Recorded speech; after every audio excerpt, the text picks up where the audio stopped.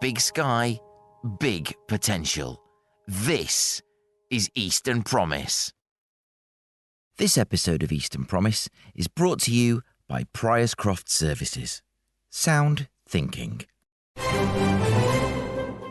Greetings and welcome to episode 65 of Eastern Promise, the podcast that explores the full, rich and growing potential of the East of England and shares it with you and all around the world.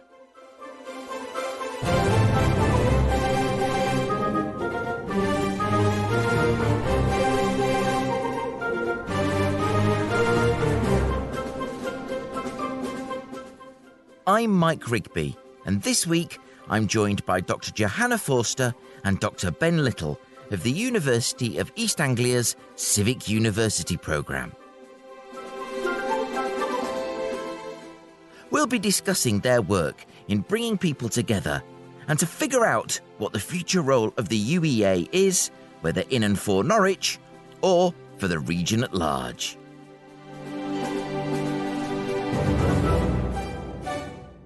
And finally, which of our region's pubs have you searching out scampi, picking a ploughman's or scoring a Sunday roast? Let's peruse the menu for another CROWDSOURCERY.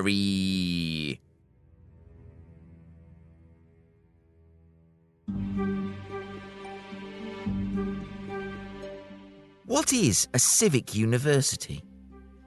Their size, whether that's the physical footprint of the campus or the sheer number of staff, students and visitors passing through every day, give universities a unique ability to affect change. And the University of East Anglia is one of several exploring their role in society, considering how best to deploy a university's transformative power to better connect with and generate benefit for the wider community and the region.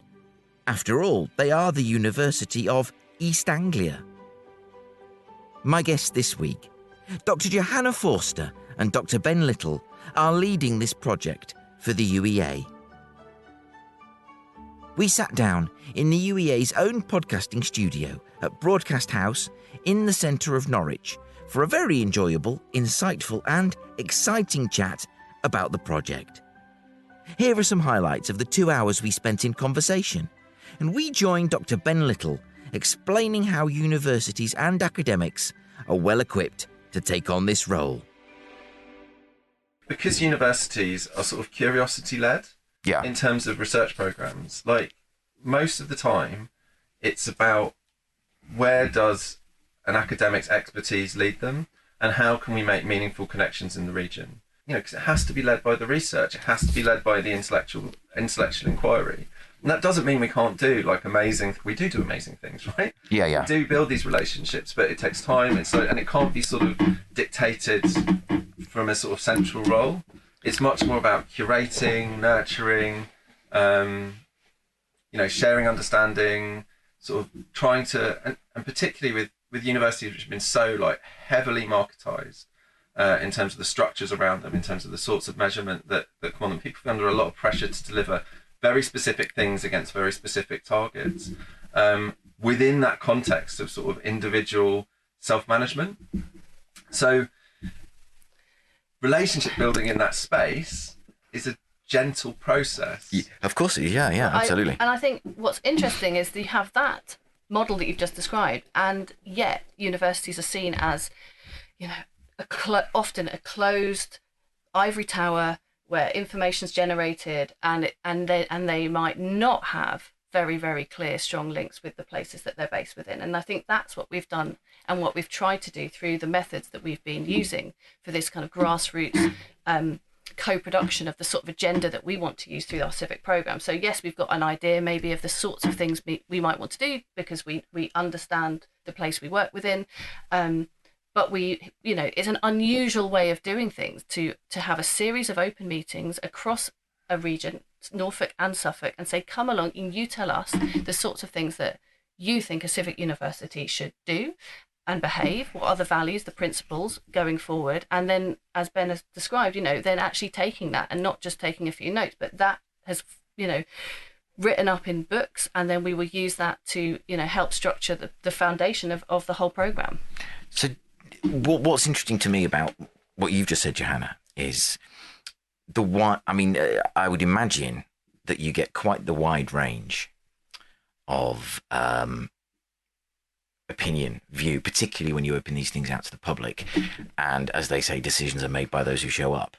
And so how do you kind of manage the spectrum of views about because on the I don't know, you can tell me far better, but on the one hand you get the university bastion of the wokerati, on the other, and on the other side, support all these things, LGBTQ plus rights, refugee rights. I mean, I went to a UEA event. It took me ages. It's funny what you said about these things taking a while to build, because I went to for a while when I started, I struggled to get the UEA to make headway getting into the UEA and its structures. And then all of a sudden, I've had the UEA has almost been not quite a weekly presence, but the UEA featured this week. They featured last week, and not last week, the week before last, and so on and so on, which is great. But it just speaks to what you said. I'm sort of jumping around a bit, but it speaks to what you said about them taking time to build. But I'm just to backtrack to my actual point, which is in there somewhere.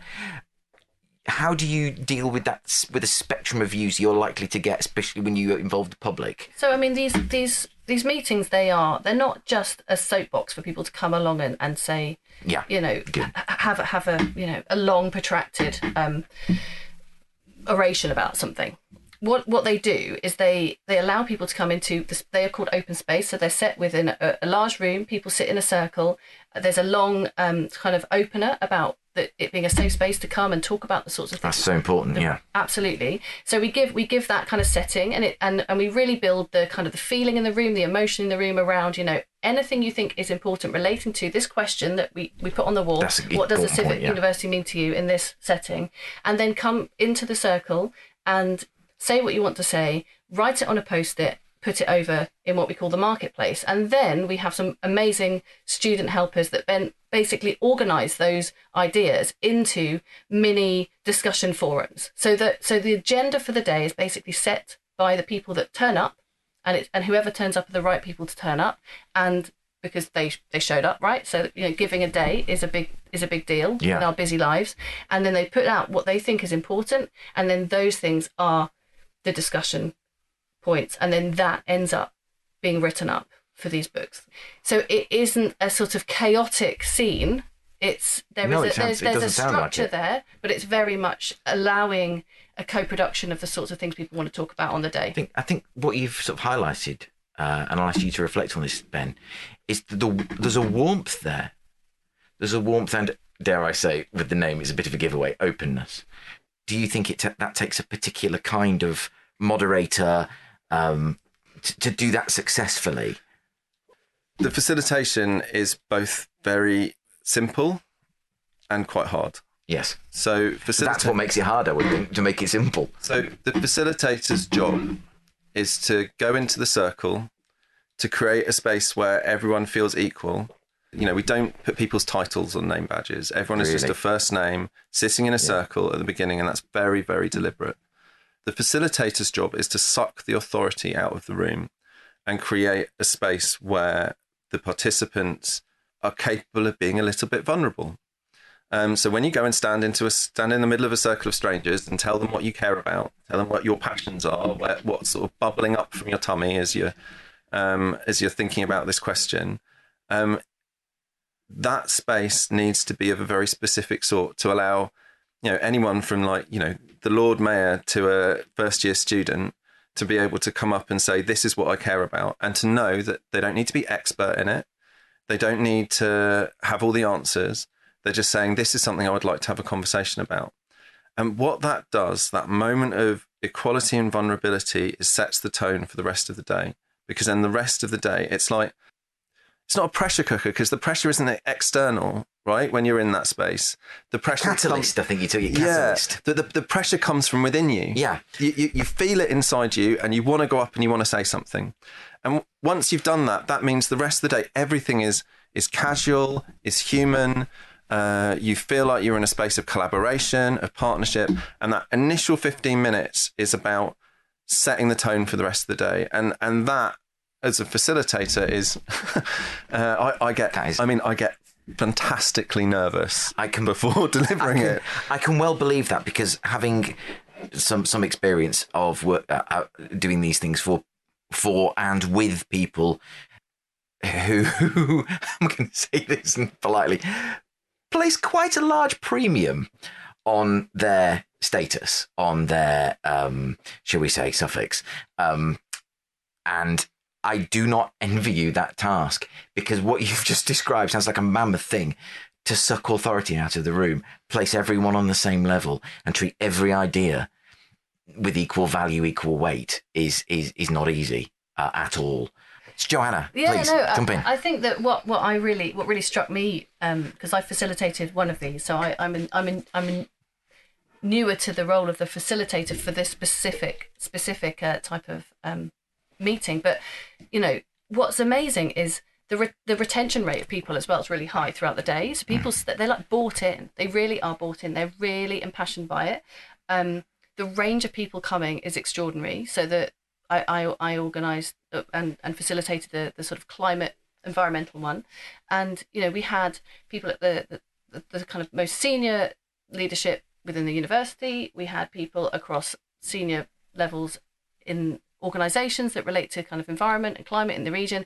We had students, we had people from lots of different sort of organisations and charities. I mean, it is really incredible how many people show up and how they engage in this process, and people really seem to appreciate that time and that space to actually put those views across. And it's an absolute privilege to be in the position that we are, leading this programme of events and activities and taking this information forward as we think about how we're going to actually use it. It really is a privilege. Yeah. I think as well, credit to UEA for giving the permission to do something as open-ended as well, because it is nerve-wracking and you don't know what's going to come up, and it's exposing, to be there and to run these meetings. And I think it does show our openness, and it does show as an institution like where we're trying to go to, I guess, in terms of how we want to work within the region. But I think the other thing I want to say is, obviously we've been talking a lot about civic work and regional work, but obviously we're a globally recognised institution as well, and it's that interface between, and I think that's what makes UEA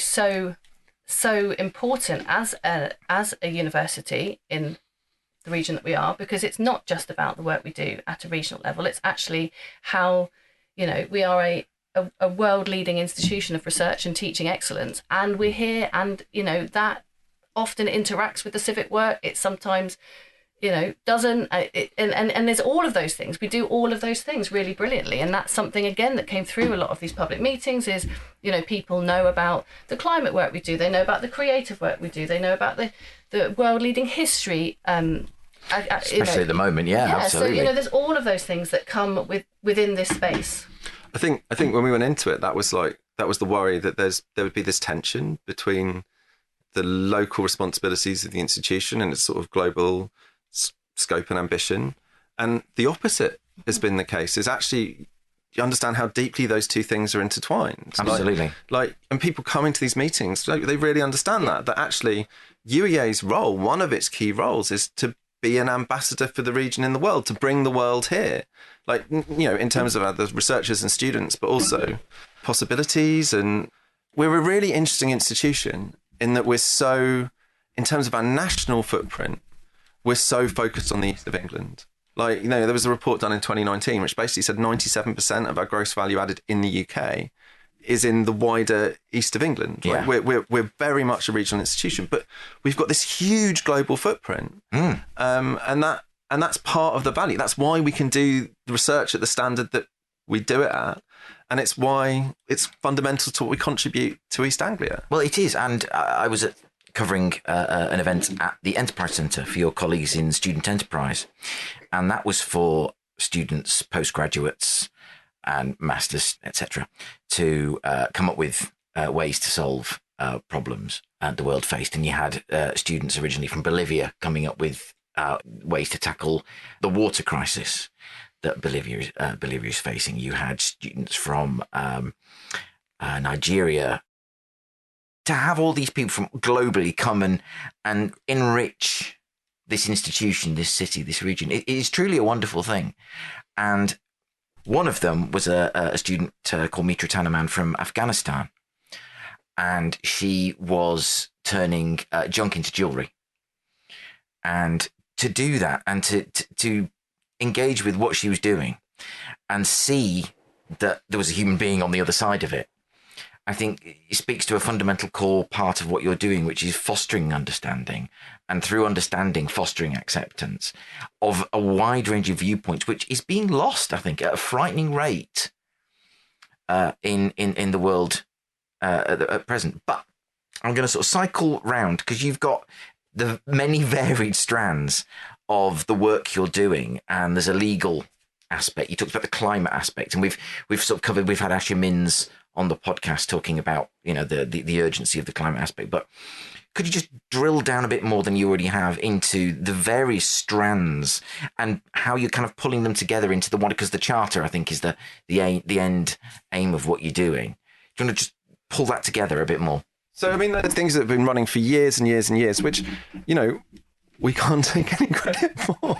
Like, they just exist. They're part of. That's what I mean. It's like this civic work is so deep in the institutional DNA. And what we're trying to do is we're trying to put a structure around it. That's exactly. That was what I was very badly struggling towards. I mean, is the threads that you're using to pull all these things together and turn it into something at the end, which is kind of what I think is great, is that there's so many people trying to push towards the same ends, which is to be civically aware, civically minded.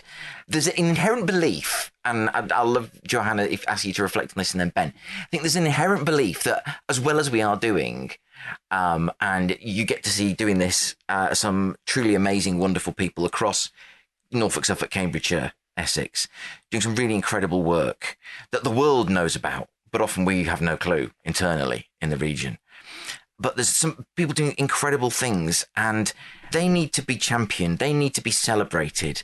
And I think that's what you guys are doing as well, to bring that together and say, what you're doing is amazing, and it has so much more potential beyond what you're doing. I mean, is that something you recognise? Yeah, absolutely. And I think that there are examples of work activities happening that, you know, again, we can't take credit for this because it's just showcasing and supporting the work that our colleagues are doing most of the time. But something that I was involved in recently was a piece of work and thinking around kind of cultural heritage loss at the coast. So, you know, Haysborough, and we exactly, right. So we live in a beautiful county where we have an eroding coastline that's been going on for centuries, but obviously people's lives are being deeply affected. And so we had a brilliant meeting of people from Norfolk and people from Ghana come. It was a conference, really, and it was about sharing stories, sharing experiences, sharing research ideas around a common theme, which was, you know, environmental change impacts on the coast, specifically relating to heritage loss. And I think that that's a really lovely example of where you know, the people that were involved in that conference, in that meeting, they spanned environmental science, they spanned the arts, they spanned humanities. We had archaeologists there, we had engineers, you know, people working at different levels in different communities in different parts of the world, but all talking about the same sort of thing. And it's about kind of sharing those experiences and valuing what's going on and thinking about, is there a common language? Is there a common kind of narrative we can give to those sorts of things that maybe, you know, haven't necessarily been talked about regionally or globally? And, you know, where can we go? And again, it's a great example, I think, of where UEA can offer that kind of that structure. Do you know what? I think, if I may, you are selling your contribution short there, because yes, these people, and to take nothing away from all these various projects and what they're doing, which is incredible. And there are a few things more beautiful than people doing things for the good of their community because it's the right thing to do.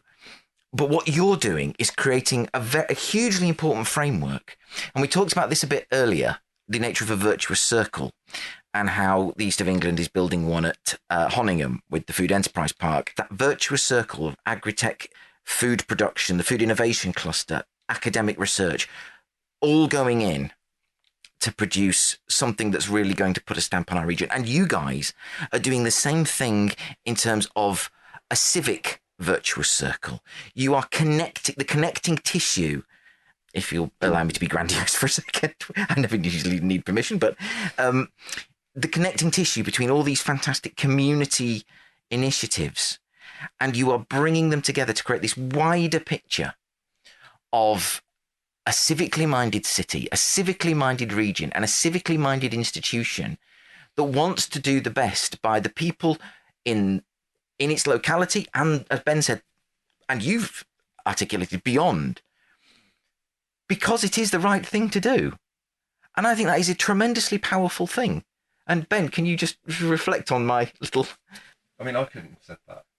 Only you're allowed to say that.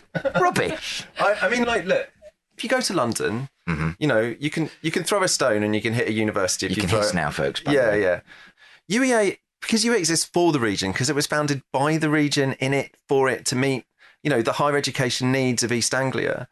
And it's done so incredibly successfly. I mean, we're not taking any credit for that. We're just stop being so... We're just custodians, right? You know, we're like, you know... Yeah. Imagine what this region would be like without this higher education institution. It would be a very, very different place. And it's a much richer place because of it. And that means we've got a big responsibility to do right. Can I raise... because this fascinates me, both because it's the geography, the infrastructure, travel-wise of it. Obviously, University of East Anglia is Norfolk and Suffolk. What interaction do you have with Cambridge and with like Essex, which are kind of key parts of the region?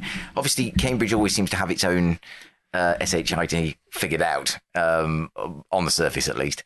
But what kind of... There's a funny face being pulled there, like... I mean, I think Cambridge is doing all right with its university. I mean, like, they've got one there, haven't they? I think they have, yeah. I've heard of it. Is it? And of course, there's ARU, of course. Oh, yeah, that's what I meant. Anglia Ruskin. Yeah. Oh, you meant them? Okay, that's fine. There's another one, but nobody goes there.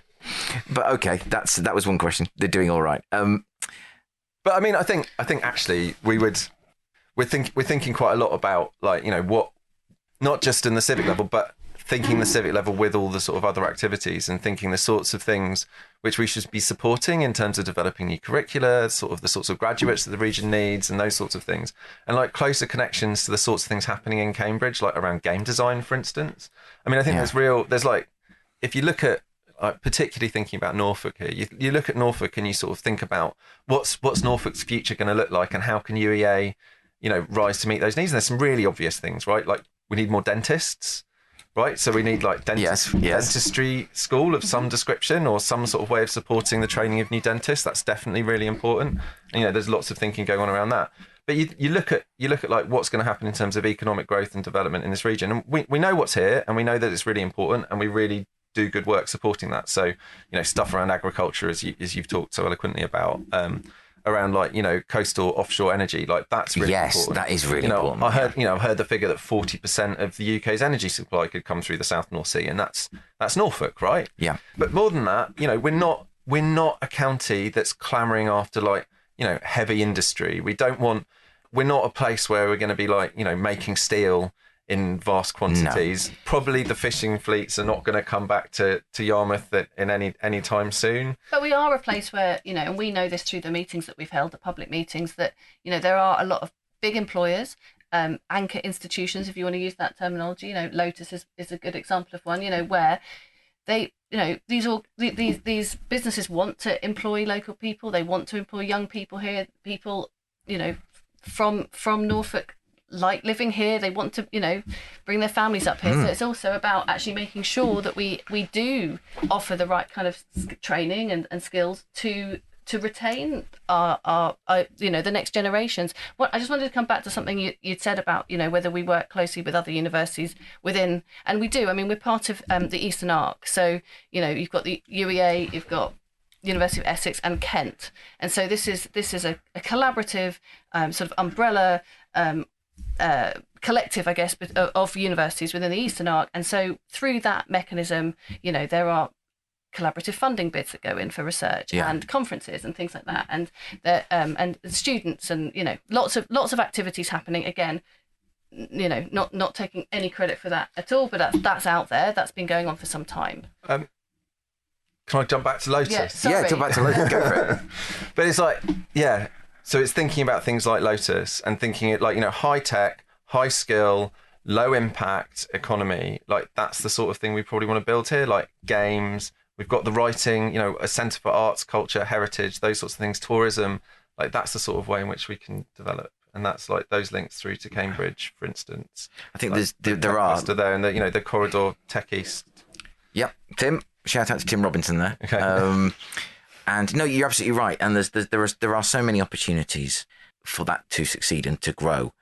So you guys have obviously got a lot of skill and a lot of experience in engaging with existing initiatives in a very non-threatening, collaborative fashion. And as somebody who really wants to do that himself with Eastern Promise, I basically want to crib from what you're doing. So how do you choose who's going to lead on that, please? But how do you go about it? Ben, you've been elected. How do you go about it? You model an ethos. So you model an ethos of openness. You try and give credit to others around you. You support and nurture the sort of the talent you see in others, and you orientate yourself in a way that enables you to bring them along with you. Now, I'm going to say this, and I don't mean it in a way... Slowly, too. I think. Oh, yes, it has to be. Time yeah, don't rush. I mean, I think don't rush and put value on things that, are intangible, that you can't necessarily monetarize, like the things that, the social capital that we both have, that, that others have, that you build throughout your life, through your networks, not in a strategic way, not looking over someone's shoulder to see who might be better to speak to in the room, but like valuing each conversation and building on that and taking a mental note that you want to follow something through. I mean, that's how a lot of what we've done at work and outside of work, I think, has grown, and why, I think it's fair to say, like, it's snowballing quite quickly, this whole process. Like, don't prejudge outcome would be the other thing, being open to anything happening. And curiosity. That's interesting. Yeah. Curiosity, like always. Oh, that's so important. So, you might come from our point of view, we're both academics, right? So that's our kind of like foremost kind of grounding in a way. And like we both come from completely different disciplines. So we, are curious though in things that we might not know anything about. And then you can kind of join those links up and think, oh, that's something there that, maybe I could like build on, or you should speak to so-and-so. And also it's about, I think as well, ego. Like it's not all about us. It's not about us. We're just, as you said, the custodians. So it's like, these are not necessarily our relationships. We were happy to help, foster stronger ones in different places where they matter. So, I mean, you've described, I think, a number of really simple concepts in a really elegant and eloquent way. Ben, you basically described, and I know you might not see it this way, and I don't think you even mean it this way, but what you've described is leadership in its purest, simplest form. Yes. And both of you, it's an idea about what leadership should is. be. Mm-hmm. Yeah. Well, yeah. I think we're quite conscious of that. I think so. Yeah. And we also co-lead this process, which I think is something, and that's noteworthy, to have a senior leadership position in a university that is a co-leadership position. Yeah. It's almost unheard of. Like Johanna has many, many, many skills that I don't. And the reverse of that. Well, that's I mean, that's key. That's, I think many of us can think back to sort of fulfilling working relationships we've had where you've just clicked on a professional level with someone who brings the thing that would make your brain explode. I think there's, so just on the co-leadership thing, I think there's also another like really important like not about us reason to do it, in that so many things that happen in this world are often seen as like, so-and-so's project, or, there's that sort of sense of someone having a territory and they're going out and doing something. And when there's two of you, you can do the work. And I fully acknowledge that I am guilty of what I'm about, of the thing I'm about to describe to you. I am so guilty of this. my baby, my exactly. baby. And you can't do that, at least not individually. You might do it together, but you can't do it individually. And, you can't do what I sometimes do, which is resist very sensible suggestions from other people, simply because it's mine and I know what's best. So we filter out the bad ideas before we get to that point, right? I don't do that. It's that thing of I do this all the time. I'm really certain, this is the thing. This is the way. This is the way. And I can go to Johanna and she'll be like, nah. And it doesn't happen very often. No, it doesn't. It really that is important. There's a filter there, isn't there? And there's a sense check, and it's all sorts of things really. And it's also recognizing, your own weaknesses and where somebody else will fill those, and that's brilliant. And it also gives you confidence because it means you can do more. And what you just to track back, because I interviewed Nick Talbot, who's director of the Sainsbury's Lab, yesterday, and what he said is something that you have echoed unknowingly. He was talking about the process of discovery, and I think what you outlined was a process of discovery in his own right. But he basically said we discover by just doing and trying and flinging the spaghetti at the wall, so to speak. That's a very painful metaphor, but flinging the spaghetti at the wall and see if it sticks. Not if we do this, then that will happen, and it's bound to. It's a lot of trial and error and a process of discovery, oddly enough. And that's what you've outlined. You are uncovering, discovering all these fantastic things that are happening. And I don't want to say bringing them into the light, because I'm sure they've got enough light of their own. But I'll go back to my point about that, creating that connecting tissue. Because, and I'll ask Johanna and then Ben to reflect on this, what you are achieving is momentum.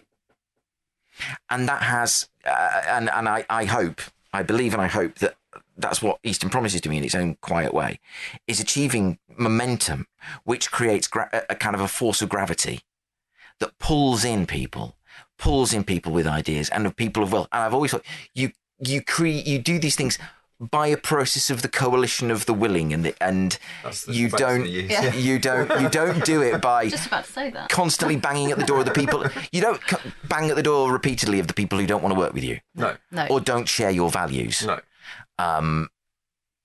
you go to those that do, and you pull in those that do, however big, however small, and you focus around those shared points of value. Just ask you both to reflect on that. Let's start with you, Johanna. Well, you basically just said what I was going to say. So I'm sorry about that. I'm happy to reflect on that. Yeah, I mean, that's absolutely our ethos. Ben used that word, ethos. That's the ethos. We, there's this thing about thinking about the institution of UEA, and we didn't want to make people do something they didn't want to do or think in a way they didn't want to think. That's not what we believe in. But we thought if we can build momentum and get people to, we would tell people what we were about, what we thought how we wanted to work, and people reached out to us, and it's grown. Like, the momentum is growing. People, I think that the kind of idea of civic UEA is now becoming really prominent, both within the institution and externally. So we're getting a lot of requests to go to external meetings, meet groups, go to events, because the momentum is building. Yeah. Coalition of the willing is, people notice what you do. Yeah, and I also think that it's about time and place as well. Yes. On our side. So, whether you like the terminology or not, there's a lot of research funding around kind of place-based,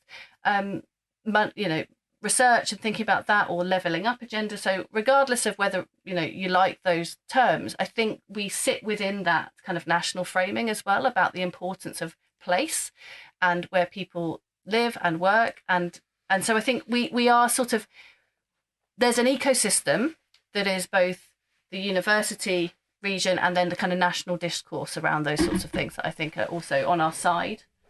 I mean, and not just on our side in terms of timing, also time on our side in terms of where we are. Like, people look at East Anglia and they look at UEA and they see, regardless of us doing anything, this would be an exemplary case study because it's so specific, it's so unique, it's such a, within a civic sort of pride in place, all that sort of language. Mm-hmm. Like, UEA is intrinsically interesting for that because it's a university founded by the region for the region in a remote but not disconnected part of the country. You're in Norwich, which is a fundamentally fascinating city. It's an amazing city. It is an amazing city. I speak as someone who loves Cambridge. I love going to Cambridge. I love being in Cambridge. I love the buzz you get of being in Cambridge. It reminds me of being when you're in Parliament, that kind of purposeful activity everywhere. But it's not Norwich, which feels both smaller, but in a weird way, by being smaller, it actually feels like the TARDIS. It feels smaller and bigger at the same time. It's completely disproportionate, for its size. The amount of stuff going on in Norwich, like the number of Arts Council MPOs. There's loads of them here. Like compare that to somewhere like MPO, National Portfolio Organisation. Thank you. Sorry, jogging. TLA. Yeah. What's TLA? 3-letter acronym. Yeah. Oh God, we're really good at them at UEA. It starts in the name. Yes. The number of quality restaurants here. Like it's independent shops. Independent shops. Yeah, I mean, we're like Norwich is like kind of the home of independent culture. Yeah. It's amazing.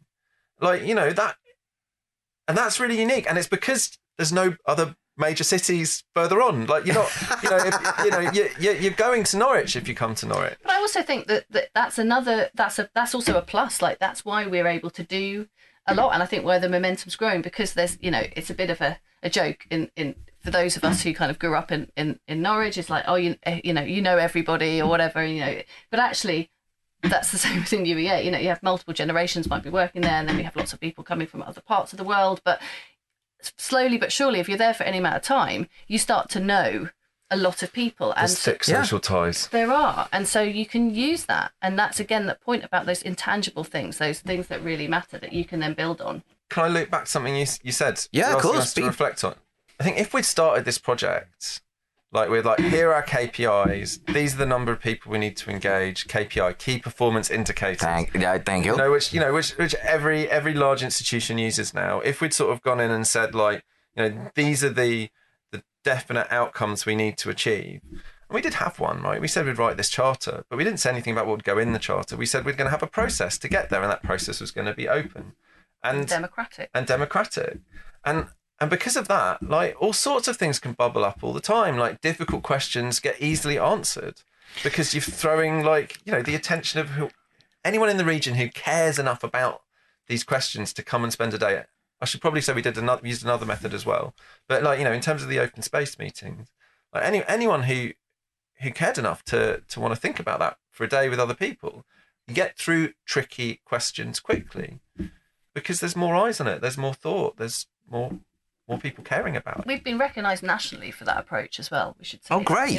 In terms quite rightly of too. Kind of not just taking a sort of a survey approach or kind of YouGov poll type approach of what do you think the issues are, and that's very kind of unidirectional, isn't it? Just kind of reaching out.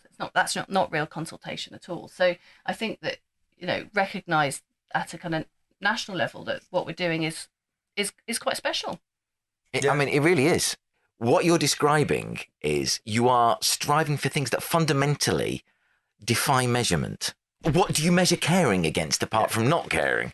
What do you measure? How can you gradate feeling? Yeah. Gradate, is that a word? I've just made it up. Write that down. No, that's exactly it. How do you gradate feeling about place? You're putting yourself at the mercy of the elements almost, of sort of really primal things. When we our AGM is called Court, and sort of all of the sort of regional stakeholders come, and I had to try and find a phrase to say what we were going for, because one, I was saying we're not going to rush this. We're not racing. We want to do this properly. We want to do this in a meaningful way, and the outcome that we want is we want people to feel like UEA's in the water. Like it was like we're in the water in the region. Like when people think about a civic institution that supports them, their needs, their aspirations, their values, like UEA is in the water for them. You basically want people to feel that UEA has their back. Yeah, we do. We're in this region, and UEA has my back. Yeah. I may not be a student at UEA. I may not have a child who is a student at UEA, but I live here. I'm part of this region, and UEA has my back. Yeah. And it's where you'd go to for different things that you might want. It might be that you just go there to use the sports park. Got this amazing sports park, right? Yeah. Absolutely incredible. 1.3 million visitors a year. Yeah. It is incredible. Absolutely amazing. Yeah. Or just to have a wander around the beautiful park, or go into the free Sainsbury's Centre. What an extraordinary place to go and wander around and look at some beautiful. Yeah, I spent Easter Sunday sketching at the Broad. Oh, amazing! Yeah, nice. So. Or it might be that you've actually got an idea that you want to try and further, and you might find there's an academic or a group of people that are doing something that you might want to contact them. So there's all of these different ways people might interact with UEA, and I think that's the point, is that people look to it for different things. Easter Promise did some work with the Cambridge Norwich Tech Corridor, and one of the people I interviewed for that was a lady called Rena Dial, who's fantastic. She introduced me to this research from Gallup that basically says you get more progress, better results from your team, from your people, by focusing on where they are strong and not focusing, or not spending anywhere near as much time focusing on where they are weak. You don't put your best batsman straight into the outfield. You put your best batsman into bat. You put your best fielder into field. You don't spend time saying, now the fielder has to learn how to bat and the batter has to learn how to field, and swap them round when you're trying to achieve something. So, Johanna, can I ask you to reflect on... Please don't ask me about cricket. Cricket and England's chances at the next... the last thing I know about is sport. Could I ask you to reflect on how you guys bring out those strengths where you see them? And I think, and tell me if I'm right or not, that you will be able to see strengths in those institutions and those partners and those people, individual, wonderful people, that they don't see in themselves. Because that's the privilege I get, and I'm experiencing it right now. Oh gosh, that's a difficult question. So, I mean, in terms of other institutions and organizations, or people within UEA. Well, either, because I'm just confident that you will, when you're doing this work, the civic university work, and you're engaging with those outside partners and individual citizens, you will, in many, if not most, you two guys will see in them a strength and ability and a contribution that they undersell or aren't confident in, or simply don't realise that they have. Because, as I say, that's a privilege I get, is to go around and talk to people like you two, who have this kind of really great strength, and they're making a huge contribution to our region, and they don't quite know how wonderful and how special and how critical their role is in making this such a wonderful place to be, to live, to work and play. God, I've gone flowery. I'm just sort of I'm actually thinking. I think that universities are they're hierarchical. They're structured in particular ways, and if you think about ours, we have your school that you're affiliated to. So I work within the School of International Development. Ben is in the School of Politics. Philosophy, Languages and Communication Studies. There we go. Get that bit right. Sorry, that was my degree. PPL. Yeah. Yeah. See, we do things by acronyms, so I never remember. TLA. So we're in schools. I'm in the School of International Development. That's within the Faculty of Social Sciences, and then Ben is in a different school to me in a different faculty, and then we've got multiple faculties. So we've got the Faculty of Medicine, of Sciences. I'm in Social Sciences, Humanities and Arts. And so the point is, we are sort of an umbrella over that. So this civic role we have sits outside of that. And I think if I think about some of the things you've just said about how we interact and how we bring out the amazing work people are doing, it's because we're doing it. We are academics, so we do understand, and we are curious, and we can draw links and critically think about some of the linkages and the opportunities that might arise.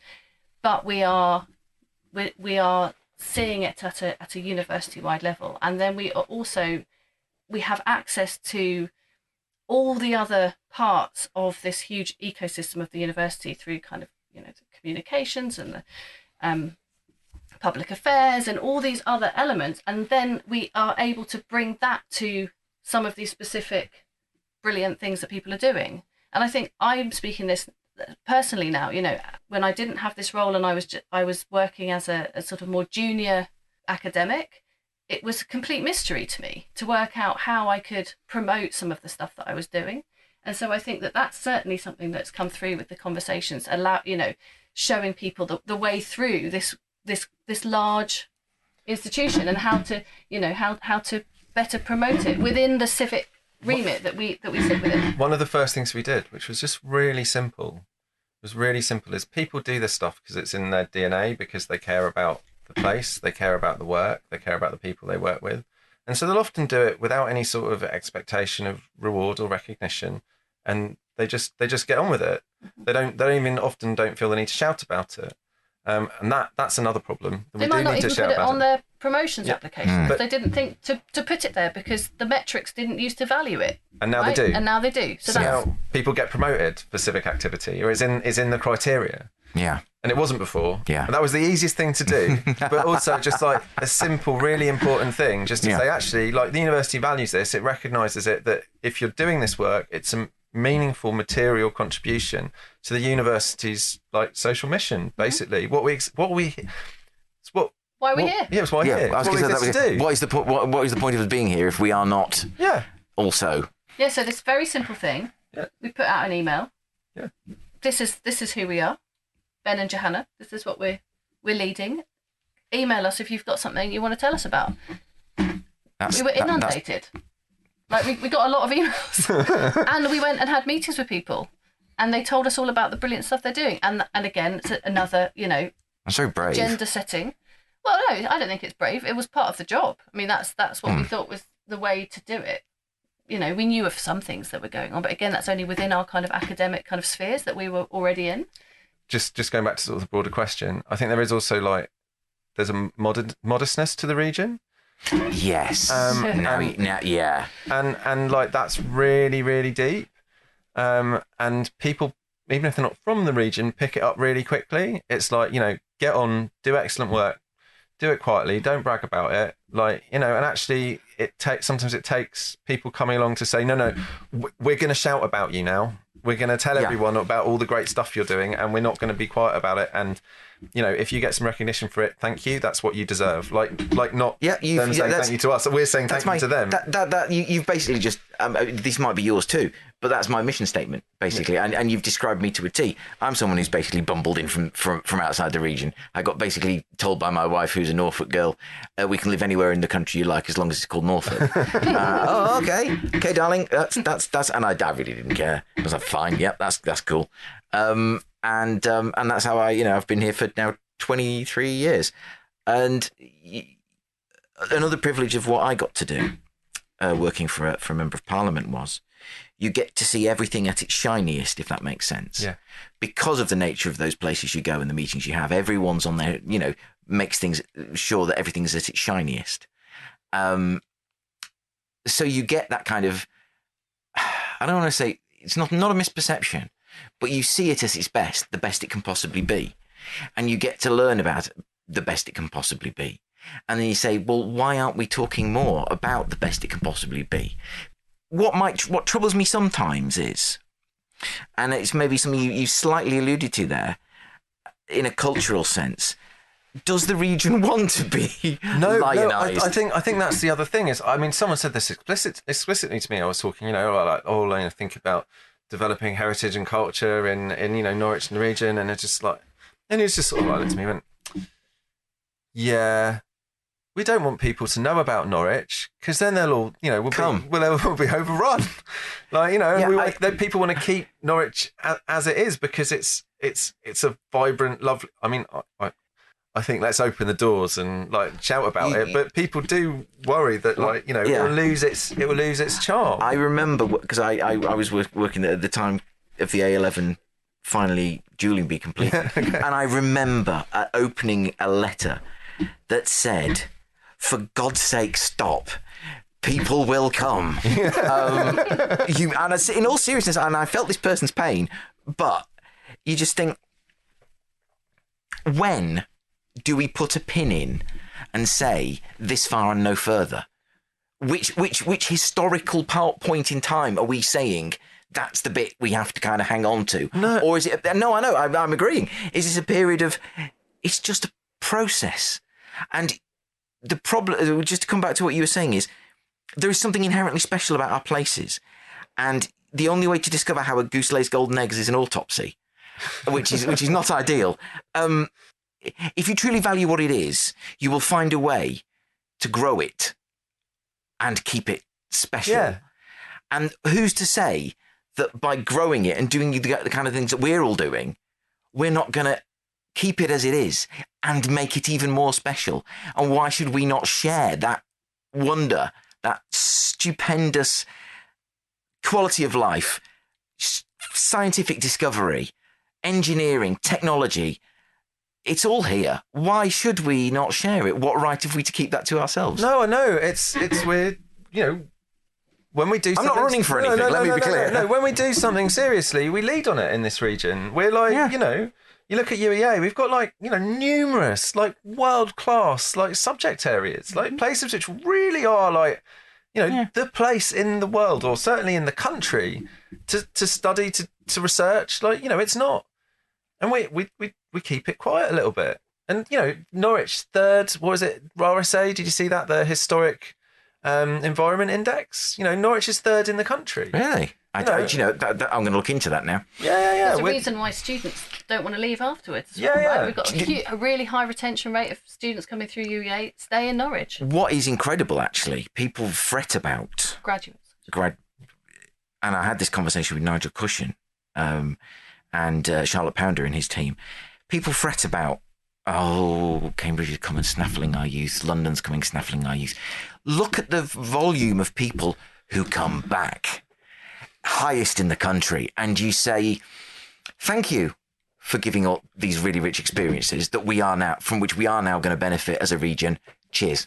But this is something we need to work more closely with regional partners with, and this is this part of this process of alignment is we need to think about what are our students graduating into? How can they have the high quality jobs in the region where they, a huge number of them want to stay. They don't want to leave. They want to have their careers here. And we that's a process which we have to go through, with talking to the council, that sort I think of it's thing. Belief in offer as well. And I think sometimes we have as a region, and particularly, I don't want to single out Norfolk, but I think this is somewhere Norfolk perhaps needs to focus. It's sometimes we don't believe in our offer. And when you see what you guys see, when you see what I get to see, God, this is loving, isn't it? We're all wonderful. When you get to see what we see, you think, how can you not believe in this? Yeah. How can you not scream from the rooftops? This is fantastic. We get sort of other academics visiting us who are interested in the Civic project, and we took one around campus the other day, and he, at one point he just said, "Oh yeah, I can see that really special things could happen here, just from sort of walking around, the sense, the feeling, the ambience of being on the campus, and that." I know. It defies the English language. Johanna, would you see yourself, and you described this earlier about are you silo busters? Yes. Oh, yeah. Definitely. Yeah, I mean, UEA is famous for interdisciplinary research. I mean, that as a way of working, it has a long history in that, So anyone who's come through UEA, whether they're a student, undergrad, postgraduate, I myself did my PhD in the School of Environmental Sciences, and, that's a while ago now, but it's something that we're so used to doing, working with people from different disciplines, thinking differently, taking something from here, putting it over there, and this work with Civic has blown that wide open for me. So, as someone I'm an environmental social scientist, but I now work with Ben, who works in media and politics, and I work with archaeologists, and I work with people in history, and suddenly I'm seeing things in all manner of different ways. And again, it comes back to the point about why I think our skills are quite complementary, because we come from really different spaces. But definitely that is what we're doing. And I think that's something that, again, UEA should shout about as much as we possibly can, because we do it really, really well. We've been doing it for decades and decades. And again, it's the size and it's the ecosystem that allows us to do that, because we actually are able to find people that do things in a different way. And that's how brilliant world-leading research and teaching happens. I mean, the other thing about the Civic project is you're talking in academic terms about like interdisciplinary stuff. Is like the Civic project sees the university as a whole community. So I use project. We're supposed to be saying program. It's a program. It's not a project. It's not going to end. It's like it's for the university. It's going to continue. You know, I'll go through, and every time you say project, there'll be my voice going program. Yeah, that's good. I like that. But you know, it's not like academics over here, rest of the university over there. It's like seeing the university as a whole community and community of communities and community of communities in other communities. You have to, because without the wider community, and as you say, the community within the community, it would fall over in pretty short order. And none of us, ironically, we're on an island, but we're very much not an island. Not here, not in the wider region, and not in the country. I mean, without the wider UK, the wider continent, the wider world, what would we be? We'd certainly be all the poorer for it, and I don't mean financially. I really want to know how Eastern Promise can support you, amplify, add value to what you're doing.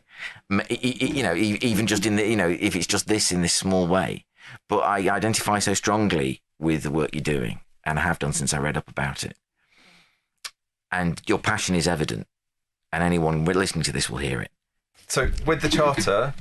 The charter's going to launch at court on the 5th of October. I think that's not 100% confirmed, but it's 5th of October is I think the AGM date, the court date, and we're going to formally launch it then.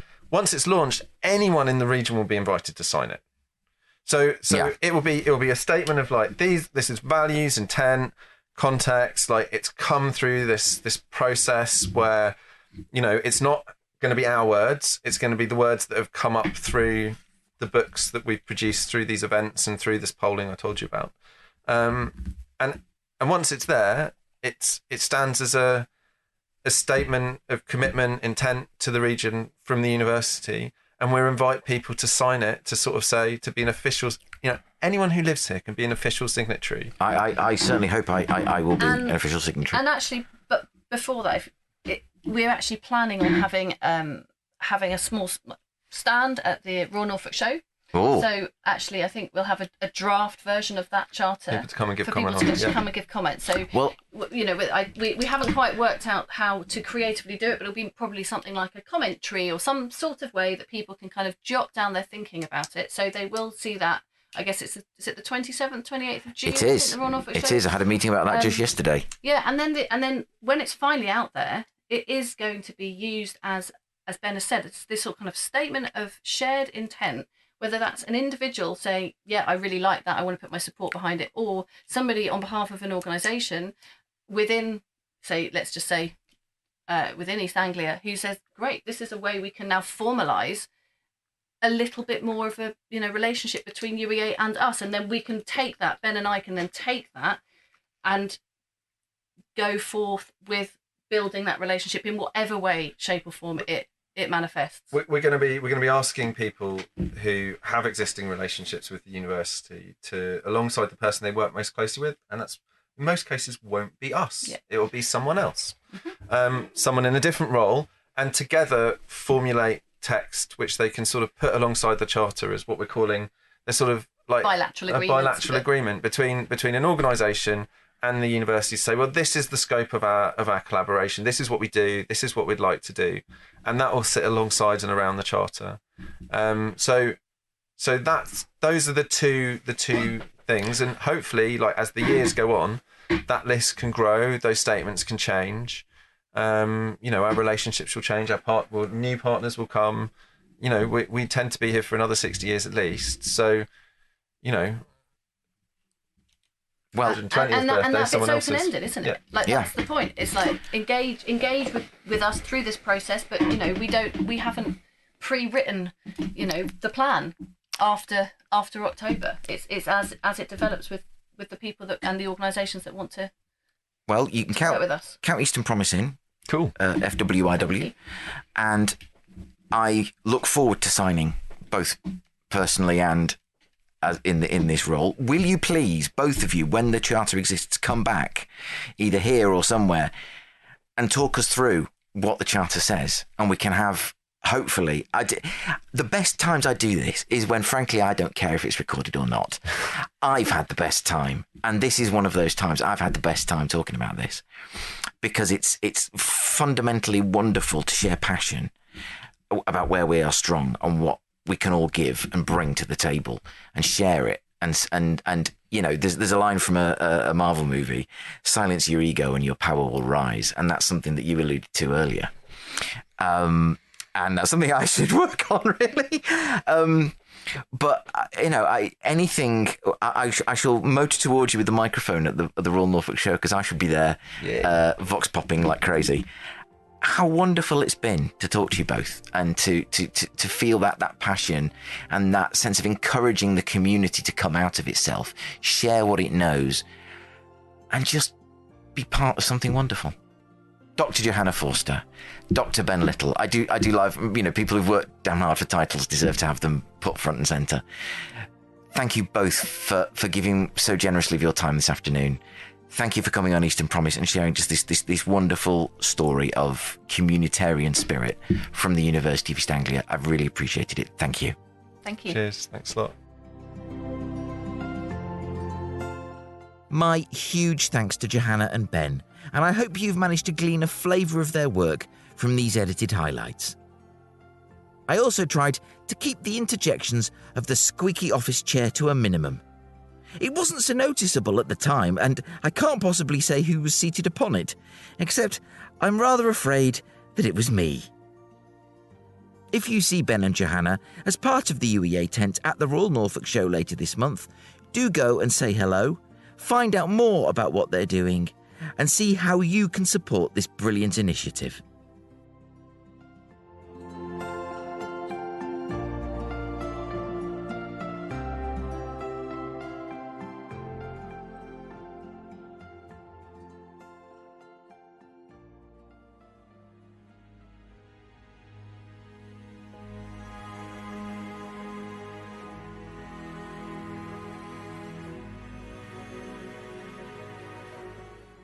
During my discussion with Dr. Ben Little and Dr. Johanna Forster on the Civic University project, they brought up a beautiful and moving story of leadership, courage and reconciliation that I wanted to share with you on its own terms, connected to the other interview, but also standing on its own.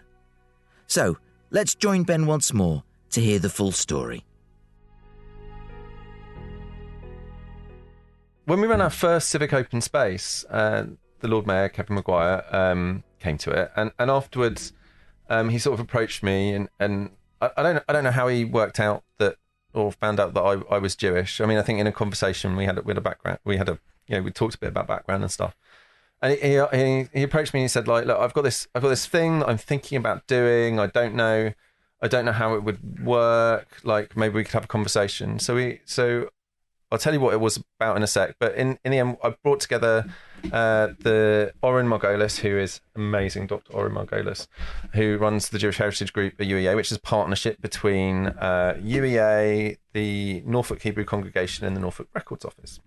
And we went and had a meeting with the Lord Mayor, and the Lord Mayor said, I think it's really important that the city make an apology through my office for the establishment of the Blood Libel. And we all sort of looked around and went like, okay, that's a big deal. Yeah. And you know, we thought, like, you know, it's been 800 years since you know, this boy William was murdered in Norwich, and it's been a bit less than that since he was I'll get the dates. I'm not going to get the dates exactly right, but, you know, a bit less than that before the story emerged that he was ritually sacrificed by Jews in Norwich, and then this led to the establishment of what's known as the Blood Libel. Now, the Blood Libel is the most pernicious. It's one of the stickiest stories, anti-Semitic stories about Jews, which has been used to justify all sorts of horrific violence over the last 800 years. And the earliest known record of it was in Norwich. Now, Norwich has a rich, important Jewish history. The most significant Hebrew poet of the, poet writing in Hebrew of the Middle Ages in England was Mayor of Norwich, and he was, he wrote in Norwich long after this happened. The oldest Jewish habitation in the country is Jernet's Bar, Jernet's house on King Street. And the Jewish community was very significant here until expelled nationally in 1290, and again returning a few hundred years later, and there's always been, except for that period, a significant Jewish community, and it's been part of Norwich's life and Norwich's history, and that story hasn't been well told by the city, and the mayor recognised that and wanted to, create some sort of way of. I don't want to speak for him too much. Like you can probably ask him yourself about this. But after Perda though, yes, yeah, yes, Perda's fun. Yeah, but wanted to do something to address that and to make amends. And his idea was he would issue a sort of a civic apology for the foundation of the Blood Libel, which resonates. It's really important for Norwich. It's a really important part of Norwich's history, which we don't tell well. But it's significant internationally. The Blood Libel is still driving anti-Semitic conspiracy of things like QAnon, and it's still present. So this was actually like, we sort of said, okay, we thought quite hard about how we could do it, and also recognised that this is quite a big deal, which needs to be done right. It needs to be done sensitively. It needs to be done appropriately. So we got together with the Sainsbury's Centre and we organised a Passover meal, a Seder, just a week ago. Yeah. It was on the 12th of April. It wasn't one of the official normal meal nights, but it was still within the holiday. We got people from the local Jewish community to come. We invited civic leaders, a number of them, and we held. It was extraordinary. I have been to many of these events. So the Seder is a ritual meal. It's the festival of liberation. It's the story of the Jewish exodus from Egypt, and you tell that story through singing, through food. The food sort of helps to tell the story. It's all symbolic, and you drink 4 glasses of wine, and normally it's red wine, but in this, like, there's a rabbinic decree, I think from somewhere in the Ukraine, when there was a blood libel going on, that so anyone who witnesses a Seder isn't confused by the content of the glasses, where you're at risk of a blood libel occurring, you drink white wine rather than red. So we started drinking white wine, and then halfway through, or actually it's quite close towards the beginning of the meal, there's the youngest is supposed to ask 4 questions, and instead the mayor asked those 4 questions, and then the community sang the song that's associated with it. And then there's also you break matzah, so you only eat unleavened bread on Passover. And so one of the matzahs is called the afikomen, and it's a broken matzah, and it's like a promise that can never be put back together. So that's like the symbolism of it, because matzah is like cracker bread. You can't sort of stick it back, you can't smush it back together. And so normally children look for that, and when they find it, they can sort of make a demand of the head of the table for some sort of gift or present or something. But instead of doing that, the Lord Mayor then issued this wonderful apology on behalf of the city for this story which has circulated around the globe, which has shaped Jewish history. To a congregation, it was a meal. It was like it's a family meal. Yeah. Of people from the Jewish community, people from faith groups, people from like the education system, all gathered together to witness people this. From planning there as well, and roads and council, because obviously some of the roads in, after William, so there were lots of different people there. And it was just like this fantastically moving experience. I mean, you're just relating it to me. I can, attest to that. Just second, third hand. But my goodness, it's the start of something as well. Yeah, I think that's the other thing. It's the start of healing. So is what. Yeah. Yeah, but also the start. So the start of a story that's Norwich's history, but it's more than that.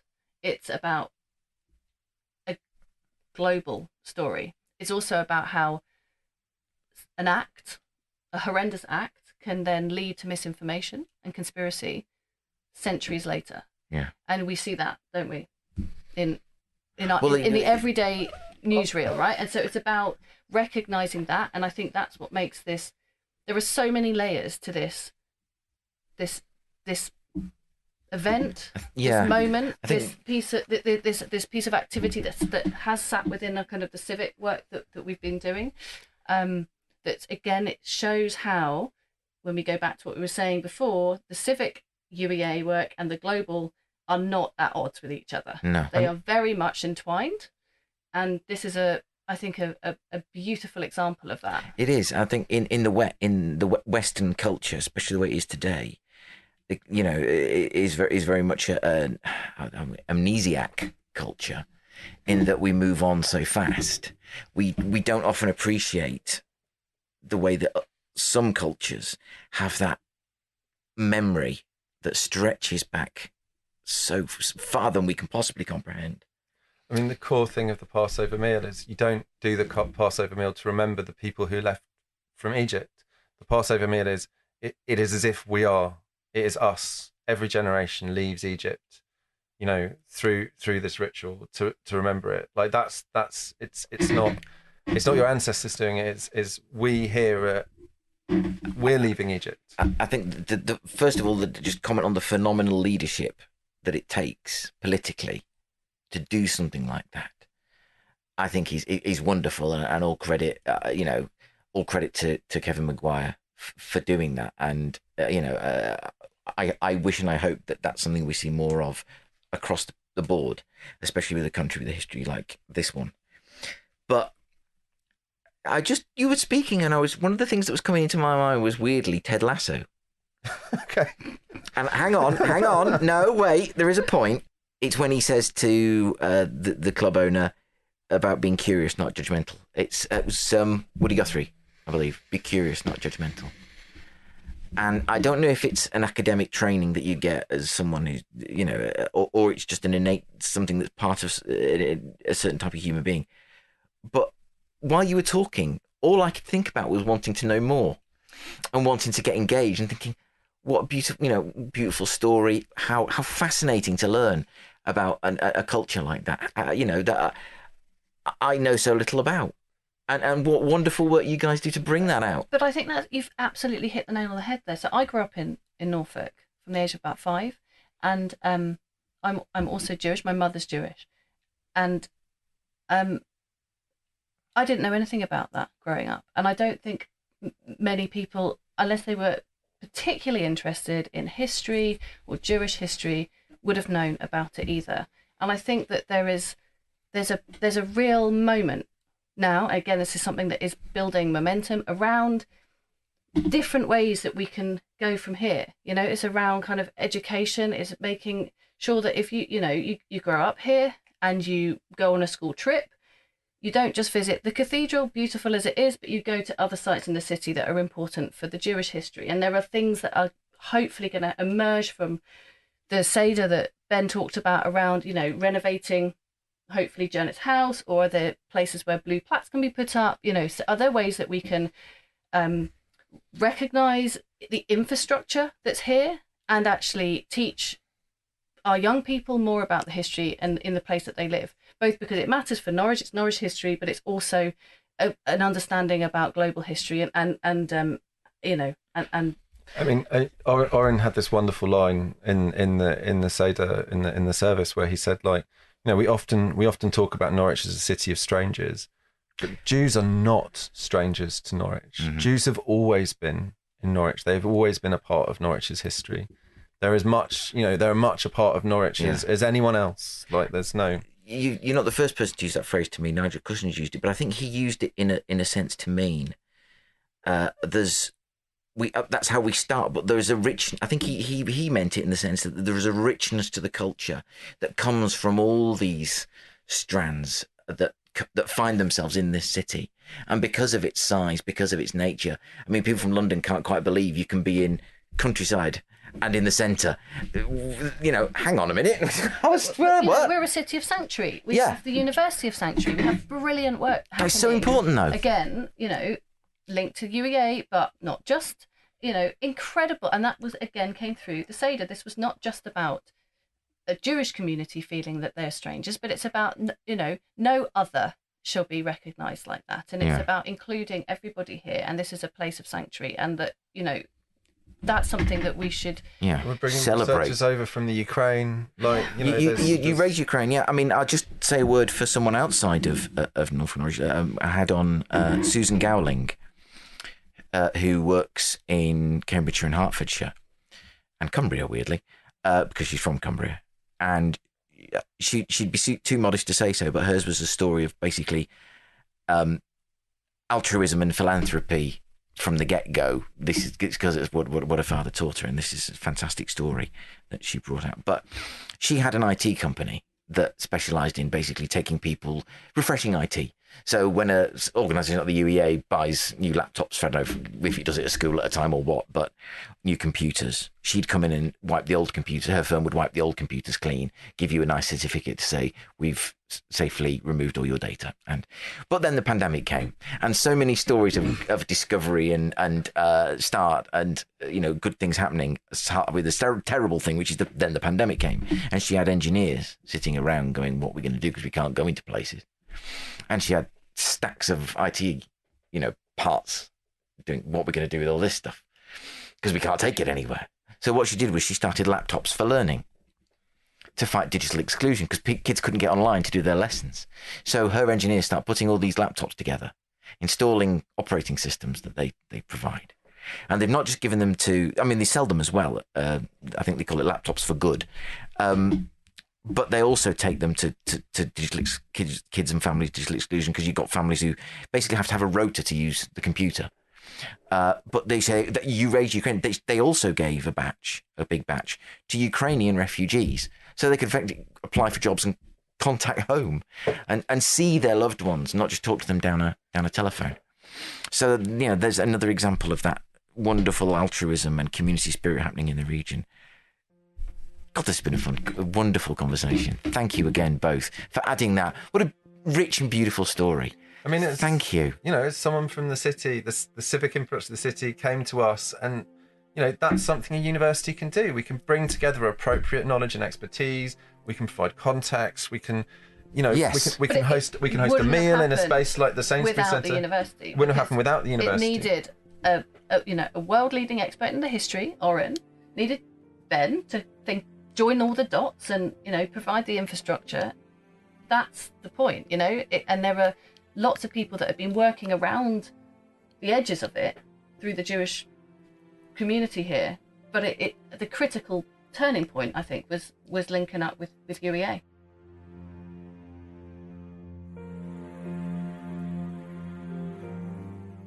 It was a true privilege for me, not to mention an education, to have such a deeply moving story shared on Eastern Promise. And I want to take this opportunity to commend and salute all those involved, particularly Ben, Johanna, Dr. Oren Margulis and Councillor Kevin Maguire, who was Lord Mayor of Norwich at the time. The fine city has been made finer still thanks to you.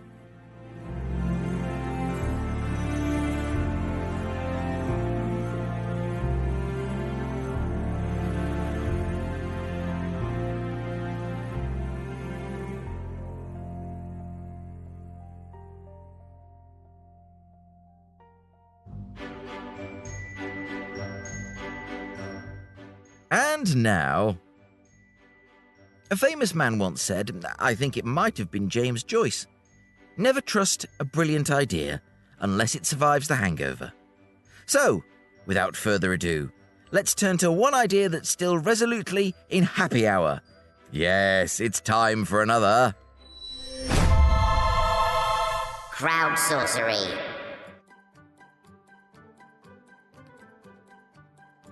Yes, CROWDSOURCERY, where we contemplate the wonders of a pub lunch. Now, I'll thank you not to detect a double entendre where none is intended, but I'm not a huge fan of the standard meat and 2 veg, preferring to slip a bit of beef in between 2 lightly toasted buns.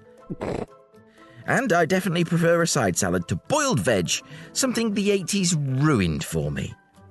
Now, For my money, you can't top the carvery at the Stag Restaurant at Breckland Lodge on the A11 near Attleborough. However, there's a huge range of options across our region, so for many of you, it will be so difficult to choose. And that's certainly the issue bedeviling Richard Powell, OBE, Environmental Charity Advisor and Independent Chair. Says Richard, so many to choose from. The Four Horseshoes at Thornham, south of Diss, is awesome, but one out of the way is Shorehouse Restaurant at Lang, on the west coast of Scotland. Absolutely stunning.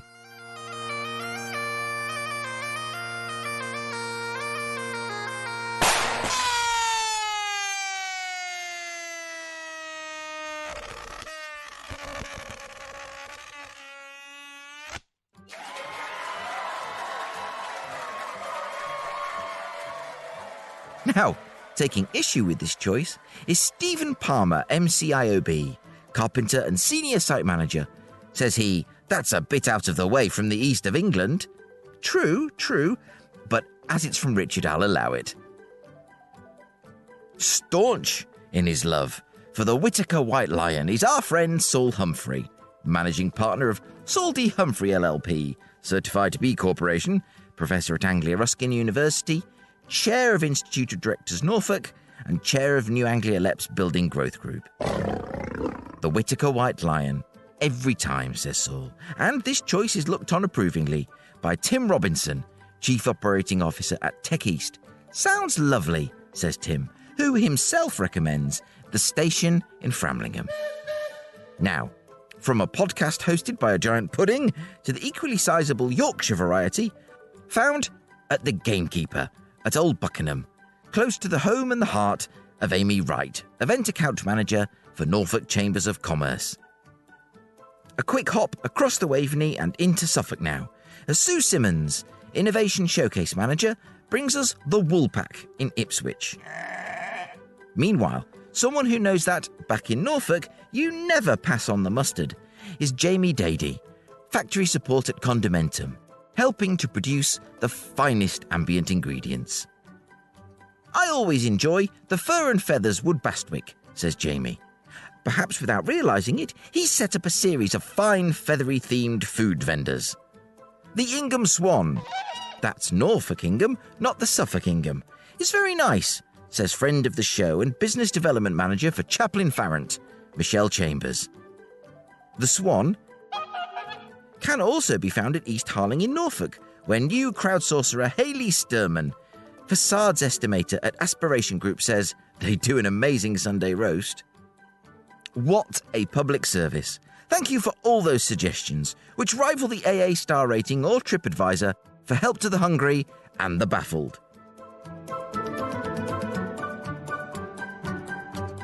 Next week, I'll be joined by Jonathan Reynolds of the Opogee Group to discuss what the huge shift towards renewable energy could mean for the east of England, how we can ensure our region has the skills necessary to make the most of this, and on the need to bring our region together to find the points of connection between cities, counties and businesses, and to build outwards from there.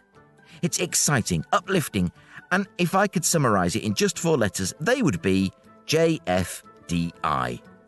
I'm really excited to share this one with you all.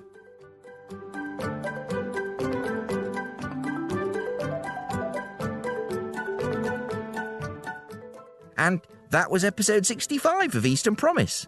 And it only remains for me to thank Dr. Johanna Forster and Dr. Ben Little of the UEA Civic University Project. To thank all my crowdsourcerers and Engineer 49, who's already taken note of your suggestions and gone down the pub. And my thanks to you, wherever you are, wherever you're listening, for joining me and listening to the Eastern Promise podcast. Please do visit our website at easternpromise.org.uk and use the contact page to get in touch. I really am keen to hear from you. You can also email me at mike@easternpromise.site. Fear not, we shall be back together again in 7 days for episode 66. So until then, bye for now.